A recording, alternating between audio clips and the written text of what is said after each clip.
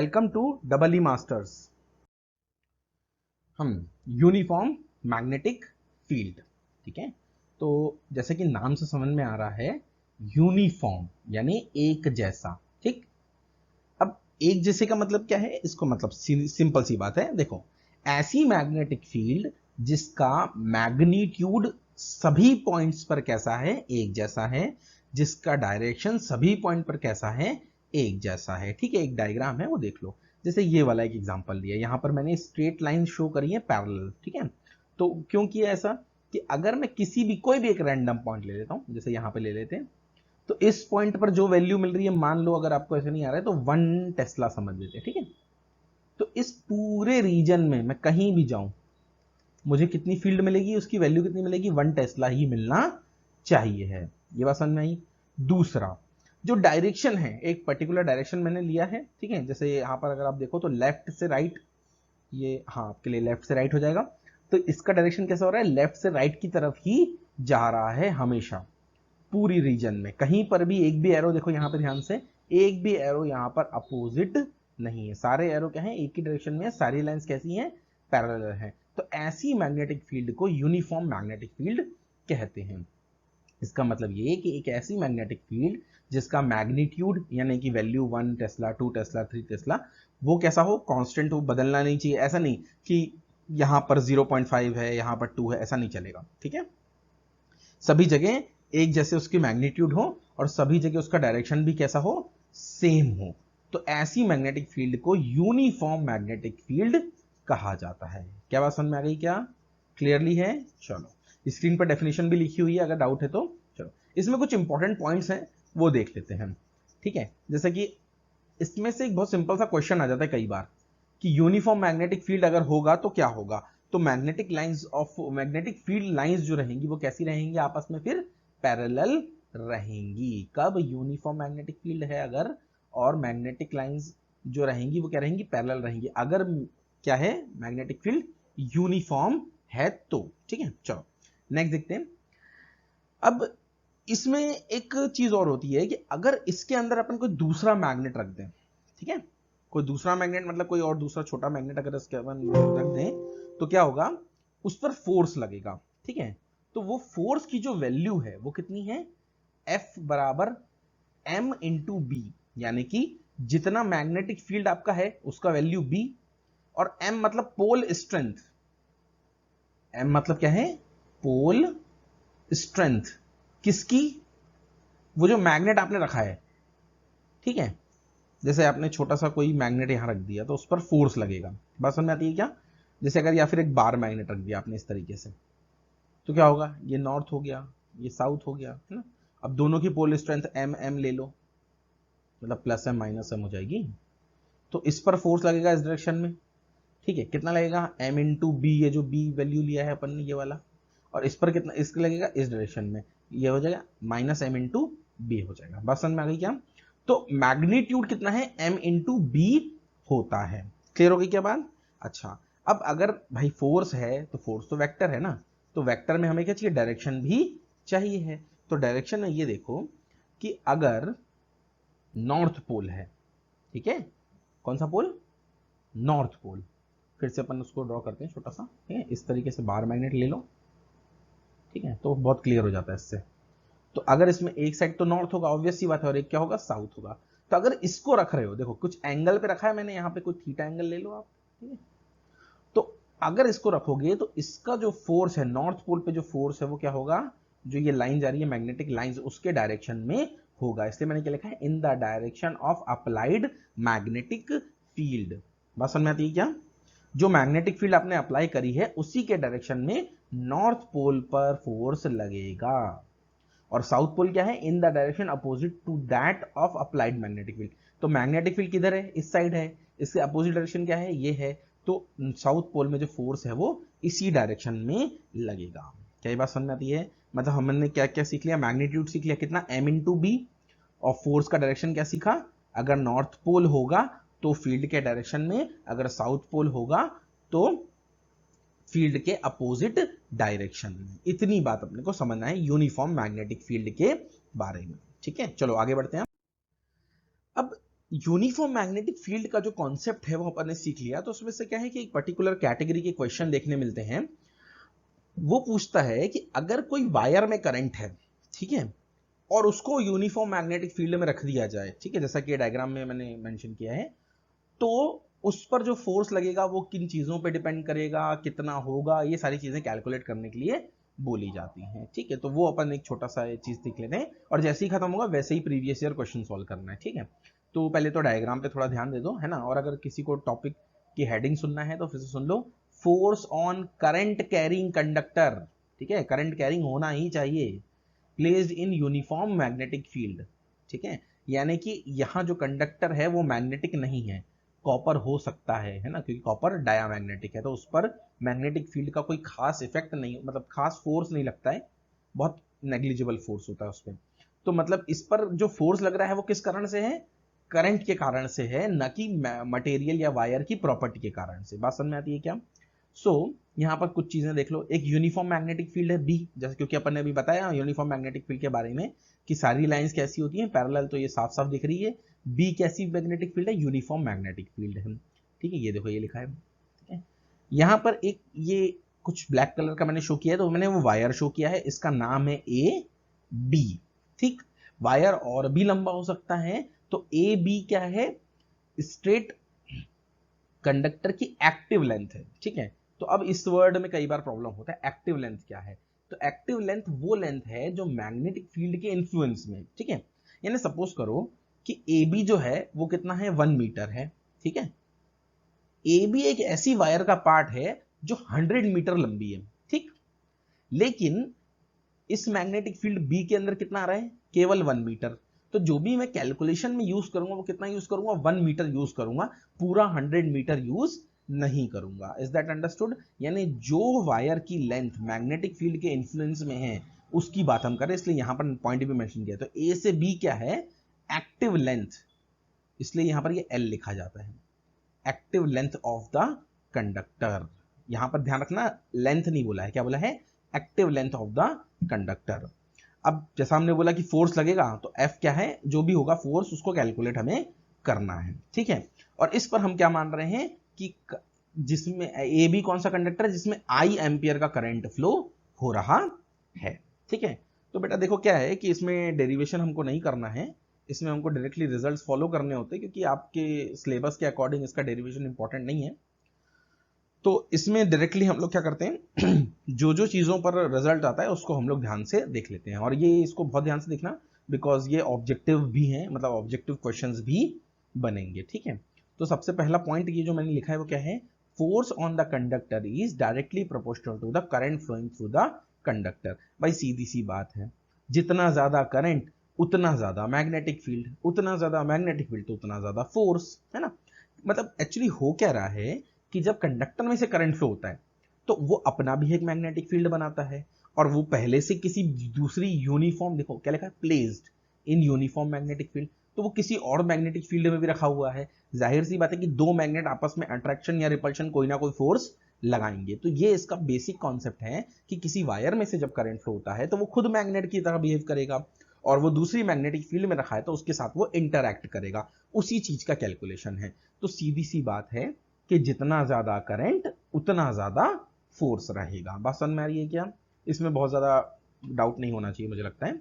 चलो नेक्स्ट देखते हैं, force on the conductor is directly proportional to the active length of the conductor. ठीक है, मतलब जितनी ज्यादा लेंथ मैग्नेटिक फील्ड के अंदर होगी उतने ज्यादा में उस पर फोर्स लगेगा। सीधी सी बात है, अगर आप 1 मीटर लेंथ लेके चल रहे हो तो कुछ फोर्स आएगा, 2 मीटर लोगे तो और बढ़ेगा, 4 मीटर लोगे और ज्यादा बढ़ जाएगा, 20 मीटर का वायर रखोगे मैग्नेटिक फील्ड के अंदर तो और ज्यादा वो बढ़ता जाएगा। लेकिन ध्यान रखना क्या लिखा है, एक्टिव लेंथ लिखा है, लेंथ नहीं लिखा है। ठीक है, लेंथ कितना भी हो सकता है, लेकिन जब तक एक्टिव लेंथ नहीं बढ़ेगा तब तक फोर्स नहीं बढ़ने वाला है, इस चीज को ध्यान रखेंगे। ठीक है, नेक्स्ट है, force on the conductor is directly proportional to the magnitude of uniform magnetic field. सीधी सी बात है भैया, देखो हमने क्या बोला कि ये मैग्नेट बना रहा है कौन, वायर, और ये पहले से दूसरे मैग्नेट के इन्फ्लुएंस में है। तो जब ये जो बी है यूनिफॉर्म मैग्नेटिक फील्ड है, ये खुद जितना स्ट्रांग होगा ये उतना ज्यादा ही तो फोर्स लगाएगा। अगर ये खुद वीक है तो फोर्स भी फिर कम होगा, और अगर ये स्ट्रांग है तो फोर्स भी ज्यादा होगा। Is that understood? ठीक है, ये हो गया नेक्स्ट पॉइंट। नेक्स्ट बोल रहे हैं force on the conductor is directly proportional to sine theta where theta is the angle between B and L है बेटा, ये है ना, इसको आई मत समझ लेना आप लोग, बी एंड एल, ये मैं थोड़ा क्लियर करना चाहता हूं। यहां पर क्या है ना, बहुत सारे लोगों से गलती हो जाती है, बच्चों से भी हो जाती है और कई बार फैकल्टी से भी मिस्टेक हो जाती है। अगर आपका ये डाउट है कि ये एंगल काय काय के बीच में है, angle between B and I, ठीक है, चलो इसको एक बार एनालिसिस कर लेते हैं। बी और आई, आई मतलब करंट नहीं, आई मतलब इंटेंसिटी ऑफ इलेक्ट्रिक करंट, ये होता है। ये कैसी क्वांटिटी है भाई साहब? ये है स्केलर क्वांटिटी। तो आप मुझे बताओ स्केलर और वेक्टर के बीच में एंगल बनेगा क्या? तो आपका कॉन्सेप्ट गलत है ना, कहां से आ जाएगा? अच्छा, और लेंथ कैसे में होती है? मीटर में होती है, ठीक है। लेंथ का एक पर्टिकुलर डायरेक्शन है, कहां से कहां जा रही है? ए से बी की तरफ वो जा रहा है, ठीक है। तो इसका तो एक पर्टिकुलर डायरेक्शन है, तो एंगल किस किस के बीच में बन सकता है? दो वेक्टर्स के बीच में बनेगा, जाहिर सी बात है। तो ये बी और क्या हो जाएगा? एल हो जाएगा, इन दोनों के बीच का ये एंगल है। यहां पर ये मेंशन भी किया, देखो छोटा सा एंगल है, ये लेंथ और मैग्नेटिक फील्ड के बीच का एंगल जो है वो थीटा बताया गया है। बस समझ में आई? तो क्या हो रहा है, ये इस थीटा के साइन के तौर पे बढ़ता है, मतलब इसका साइन लेना पड़ेगा आपको। जैसे 30 डिग्री है तो साइन 30 हो जाएगा, साइन 60 हो जाएगा, है ना, या साइन 45 हो जाएगा। उस टाइप से क्या होगा, ये बढ़ेगा या कम होगा साइन थीटा के अकॉर्डिंग। ये हमारे क्या हो गए, 4 रूल हो गए। इसको हम कंबाइन करके क्या करेंगे, एक इक्वेशन लिखेंगे। अच्छा मैं फिर से बता रहा हूं, एंगल बिटवीन क्या है? बी और एल है, ना कि बी और आई है। बी और आई आपको कभी भी नहीं बोलना। अच्छा कुछ लोगों का ये भी कहना होता है कि देखो यार, जो करंट है वो लेंथ में से ही जाएगा, है ना, तो बी एल बोल दो या आई बोल दो। नहीं, वो बिल्कुल गलत बात है, क्योंकि करंट स्केलर क्वांटिटी है, ऐसा नहीं बोला जा सकता है। इस चीज को आप 100% दिमाग में रख लीजिए, ठीक है। चलो इक्वेशन कंबाइन करते हैं चारों की चारों, इसको फिर एक फाइनल फॉर्म में लिखते हैं, ठीक है। ओके, तो ये चारों रिजल्ट को कंबाइन करके, है ना, यहां पर एक रिजल्ट आ जाएगा, force is directly proportional to I L B sine theta. I मतलब करंट, ठीक है। यहां देखो ध्यान से, लेंथ और मैग्नेटिक फील्ड के बीच में साइन थीटा मतलब क्रॉस प्रोडक्ट है ये, ठीक है। तो अगर दो वेक्टर का क्रॉस प्रोडक्ट लोगे तो क्या मिलेगा? वेक्टर ही मिलेगा, मतलब ये भी वेक्टर फोर्स, ये ना, इस टाइप से। सो दोनों साइड ठीक ठाक है, एलएचएस आरएचएस, ठीक है। तो फोर्स अब क्या करते हैं, देखो यार, अब ये प्रोपोर्शनैलिटी है, इसको कन्वर्ट कर लेते हैं इक्वल टू में। तो कुछ के लगाना पड़ेगा अपने को, मैग्नीट्यूड को बैलेंस करने के लिए दोनों साइड, है ना, इक्वल टू लिखना है अगर तो के is the constant of proportionality हो जाएगा। और अगर आप एमकेएस सिस्टम में हो तो ये 1 हो जाता है के, ठीक है। इसमें देखो, इसमें बहुत ज्यादा डेरिवेशन ड्राइव करने की जरूरत नहीं है, सिंपल सा है, यहीं के स्कूल कर लेते हैं। तो अगर के की वैल्यू 1 पुट करोगे तो एफ आ जाएगा सीधे सीधे, I L B sine theta, और ये न्यूटन में आएगा फोर्स, ठीक है। तो ध्यान रखना, वेक्टर फॉर्म में भी इसको लिखेंगे, है ना। कैसे लिखेंगे वेक्टर फॉर्म में? आई तो बाहर हो गया, लेंथ और मैग्नेटिक फील्ड के बीच में क्रॉस प्रोडक्ट है, ठीक है। और जैसा कि तुम्हें क्रॉस प्रोडक्ट का पता है, तो ये क्या हो जाएगा, इन दोनों का अगर क्रॉस हुआ है तो डायरेक्शन जो आएगा वो क्या आएगा? एन कैप आएगा। एन कैप यानी नॉर्मल, यानी अगर मैग्नेटिक फील्ड इस डायरेक्शन में है और लेंथ जो है वो इस डायरेक्शन में है, तो जो फोर्स होगा वो इन दोनों के नॉर्मल यानी ऐसे जेड एक्सिस पर आएगा, ऐसा कुछ, यानी एक्स वाई और ये जेड एक्सिस हो जाएगी, ठीक है। बस नहीं, तो एन कैप पर क्या लगेगा? फोर्स लगेगा। तो इस पर कुछ बहुत नॉर्मल से रिजल्ट देख लेते हैं, फिर डायरेक्टली क्वेश्चन सॉल्व करेंगे। बस समझ में आती है क्या? चलो नेक्स्ट देख लो, अगर साइन थीटा है कितना? 0 डिग्री या 180 डिग्री, तो इन दोनों ही वैल्यूज के लिए जो साइन की वैल्यू होती है वो कितनी होती है? 0। मतलब ये कि ये वाली टर्म क्या हो जाएगी? 0। अब चूंकि सब मल्टीप्लीकेशन में है तो फोर्स भी क्या हो जाएगा? 0 हो जाएगा। इतनी बात समझ में आ गई क्या? चलो, और अगर थीटा इज इक्वल टू कितना है? 90 डिग्री है, तो साइन कितना हो जाएगा? साइन 90 1 हो जाएगा। तो मतलब ये मैक्सिमम पॉसिबल है, ठीक है। मतलब अगर 90 या 270 रहेगा तो +1 या -1 होगा, तो इसलिए प्लस लेके चल रहे हैं कि मैक्सिमम वैल्यू आ जाएगी। तो मैक्सिमम फोर्स कितना हो सकता है किसी करंट कैरिंग वायर में, L इंटू बी, और जितना करंट है I, तो ILB can be the maximum force on a current carrying wire. ये जो 90 डिग्री वाला केस है, इस केस में एक इंपॉर्टेंट चीज निकल के आती है, जैसे कि मैंने बोला था ना कि B यहां पर है ना, लेंथ यहां पर है, अगर ऐसा कुछ है तो यहां पर इसका जो फोर्स है वो ऐसा होगा, डॉट हो जाएगा, क्रॉस डॉट हो जाएगा, ठीक है। सो ये एक स्पेशल रूल बन जाएगा, ठीक है, इसके मतलब एक स्पेशल कंडीशन है। तो क्या बोल रहा है, for theta is equal to 90 degree when the current carrying conductor is placed to the magnetic field the direction of force is to be determined by Fleming's left hand rule. मतलब जब theta is equal to 90 degree है, केवल तभी और तभी क्या लग जाता है, फ्लेमिंग्स लेफ्ट हैंड रूल लग जाता है। तो मैग्नीट्यूड तो पता ही है, ILB होगा। अब मैग्नीट्यूड अगर पता है तो इसके फोर्स की जो वैल्यू, फोर्स का जो डायरेक्शन है वो मालूम करने के लिए लेफ्ट हैंड रूल हम लगा रहे हैं, ठीक है, जरूरी है ना। अगर आपको मैग्नीट्यूड, देखो वेक्टर है फोर्स, तो फोर्स का मैग्नीट्यूड पता करने की कितना है तो वो पता चल गया, ILB होगा। अब वो कहां है, मतलब किस डायरेक्शन में है, तो वो उसके लिए अपने को वैल्यू डायरेक्शन निकालना पड़ेगा, तो वो किससे निकल रही है, फ्लेमिंग्स लेफ्ट हैंड रूल से निकल रही है, ठीक है। तो चलो इसको एक्सप्लेन कर लेते हैं कैसे होगा Fleming's left hand rule. Fleming's left hand rule. So बेटा देखो क्या है, सबसे पहली कंडीशन जो इस रूल को यूज करने की है वो ये है कि जो लेंथ है और जो मैग्नेटिक फील्ड डेंसिटी है, मैग्नेटिक फील्ड जिसको आप बोलते हो, उसके बीच में एंगल कितना होना चाहिए, 90 डिग्री का होना चाहिए, ठीक है। तो ये एक सबसे इंपॉर्टेंट कंडीशन है। होता क्या है ना, एग्जाम में 98-99% ऑफ टाइम क्या होता है, यही कंडीशन होती है। तो लोगों को क्या लगता है कि फ्लेमिंग्स लेफ्ट हैंड रूल हमेशा ही फॉलो होता है। हमेशा मतलब हाँ एक तरीके से ठीक है, बट 90 डिग्री पर ये करेक्ट काम करेगा, क्योंकि ये बहुत ही कठिन है। देखो एक्चुअली में जो अपन ने पिछला सीखा था वो देख लेते हैं एक बार।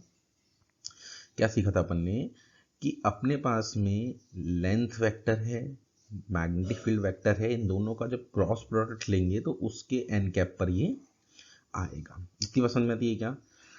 तो ये काफ़ी कॉम्प्लिकेटेड बात है, मतलब आप एक वेक्टर लो, जैसे देखो क्या होगा कि एक वेक्टर यहाँ है, दूसरा वेक्टर यहाँ है, फिर इस तरीके से थोड़ा अजीब सा बनेगा, तो इनके फिर 90 डिग्री। इसके लिए क्या करना है, इसको सिंपल करने के लिए क्या हो रहा है कि इस रूल को बताया गया है। तो इसमें क्या है, पहली चीज कंडीशन ध्यान दो, क्या बोला है, इफ यानी अगर, फर्स्ट फिंगर क्या बताती है, डायरेक्शन ऑफ मैग्नेटिक फील्ड को बताती है, अगर ऐसा है तो, और second finger direction of current को बताती है, ठीक है। एक्चुअली डायरेक्शन ऑफ करंट किसके अक्रॉस होगा, लेंथ होगा, ठीक है, तो एंगल वहीं से आ रहा है।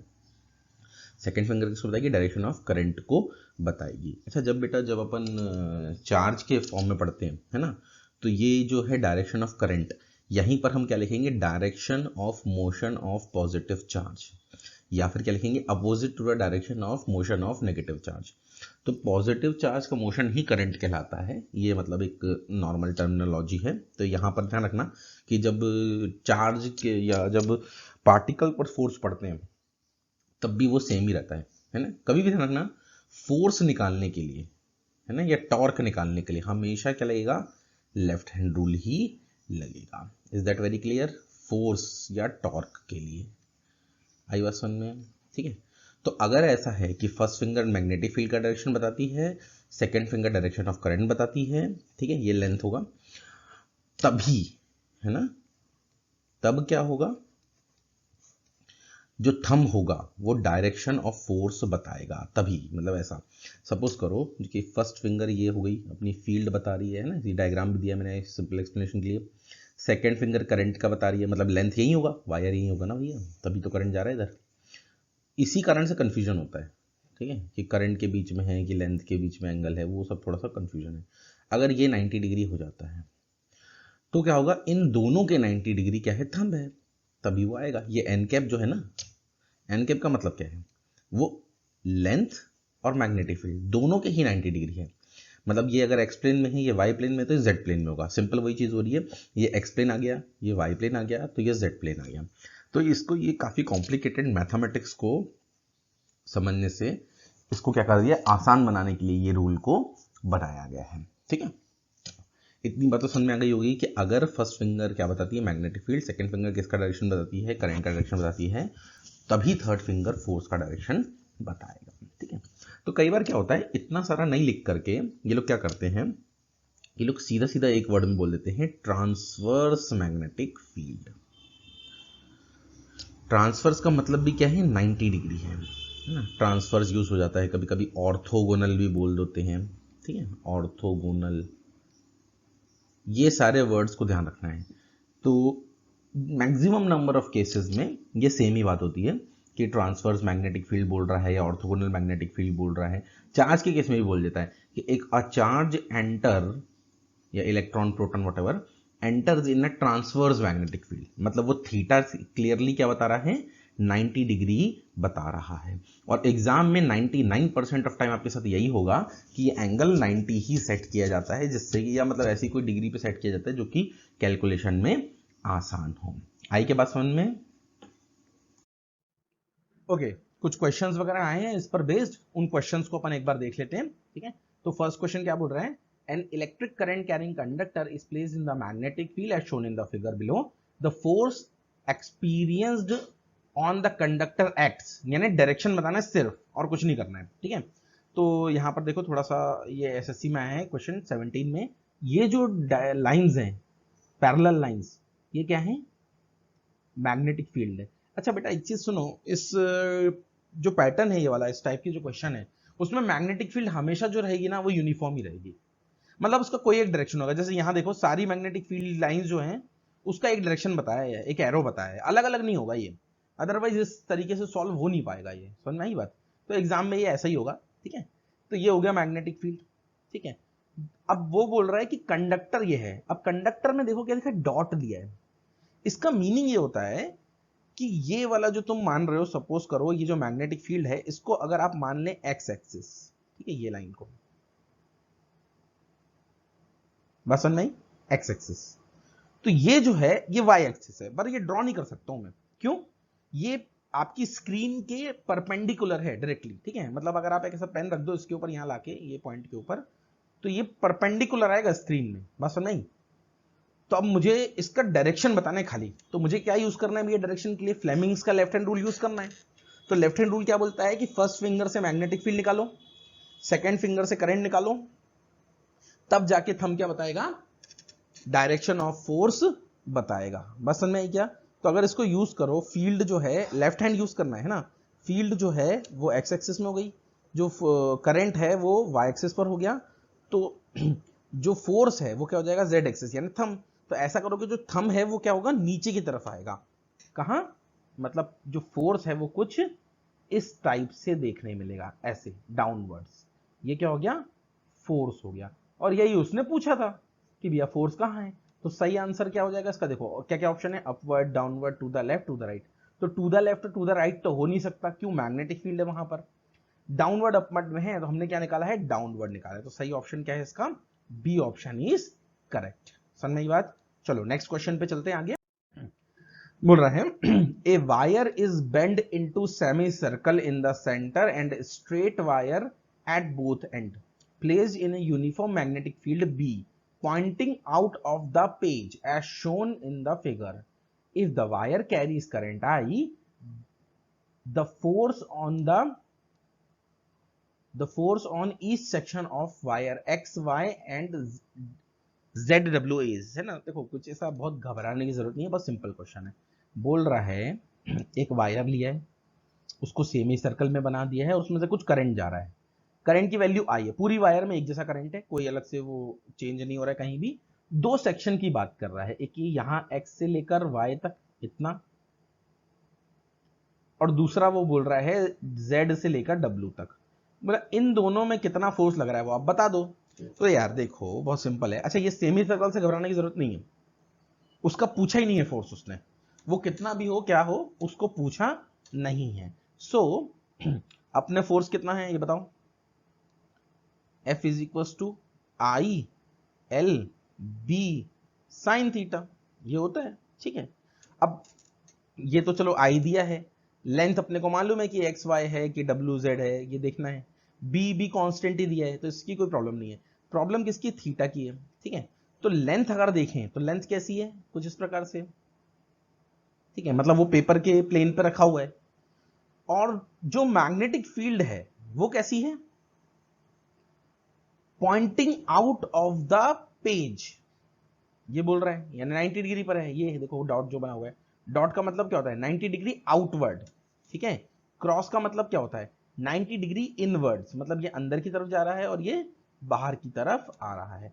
तो इन लेंथ और इसके बीच में फोर्स कितना हो गया, मतलब एंगल कितना हो गया? 90 डिग्री हो गया। तो भैया ये साइन 90 तो फिर से 1 हो गया ना। इतना सिंपल क्वेश्चन है इसके अंदर, देखो ना, ये हो गया 1। तो फोर्स कितना बचा? करंट, लेंथ और मैग्नेटिक फील्ड, इनका मल्टीप्लाई करना है, प्रोडक्ट होगा। तो इसमें कौन सा ऑप्शन मैच कर रहे हैं? I L B, current into length into magnetic field. ये एक फर्स्ट ऑप्शन क्या है पहले? करंट इंटू मैग्नेटिक फील्ड, ये तो है नहीं। Current into length into magnetic field, ये सही आंसर है, ठीक है। लेंथ इंटू मैग्नेटिक फील्ड नहीं होता है, जीरो तो नहीं है। जीरो के लिए थीटा कितना होना चाहिए? या तो जीरो या तो 180। तो सही आंसर क्या है? बी ऑप्शन इज करेक्ट, ठीक है। चलो नेक्स्ट पे चलते हैं। Calculate the force experienced by the conductor with length is equal to 0.5 metre and magnetic field density B जो है वो 4 वेबर्स पर मीटर स्क्वायर, यहां टेस्ला भी हो सकता है। When the armature current is 5 ampere, तो ऐसा घबराने की कोई जरूरत नहीं है, बहुत सिंपल सा है। एफ क्या बोल रहा है? अच्छा, एक और चीज ध्यान रखना बेटा, कि कई बार क्या होता है ना, जो लेंथ होती है वो कई बार मीटर में ना देकर के सेंटीमीटर में दे दी जाती है जानबूझ के, कंफ्यूज करने के लिए। तो पहले जब भी आप क्वेश्चन पढ़ें, सबसे पहला चीज ध्यान रखें कि सारी यूनिट्स एसआई यूनिट्स हैं या नहीं है, ठीक है। तो गड़बड़ी जनरली लेंथ के साथ होती है। तो ये तो हो गया F equals to I L B, ठीक है। अब इसने आर्मेचर करंट बोला है पहली बात, और उसके बाद में कुछ एंगल भी नहीं दिया है, ठीक है। तो होता क्या है बेटा कि ये कुछ अरेंजमेंट ऐसा होता है इस टाइप से, जब अपन आर्मेचर की बात करते हैं ना, तो इस तरीके का मैग्नेटिक कुछ अरेंजमेंट किया जाता है। तो इससे क्या होता है? मैग्नेटिक फील्ड ऑलरेडी हमेशा क्या हो जाती है? 90 डिग्री पर ही आती है। और अगर नहीं दिया है, ठीक है, एंगल, तो वो हमेशा क्या होगा? 90 डिग्री ही होगा, उसको आप ध्यान रखो। 90 डिग्री ना देना पड़े, इस कारण से ये वर्ड यूज किया गया है आर्मेचर करंट, क्योंकि आर्मेचर और पोल्स के बीच में हमेशा 90 डिग्री ही मेंटेन किया जाता है। तो मतलब ये फिर साइन 91। अब बस कुछ नहीं करना है, वैल्यू पुट करना है, न्यूटन में आंसर आ जाएगा। एफ इज इक्वल टू आई कितना दिया है भैया? 5 एम्पियर दिया है हमें। लेंथ कितना दिया है? 0.5 दिया है। डायरेक्शन पूछा नहीं है तो परेशान होने की जरूरत भी नहीं है।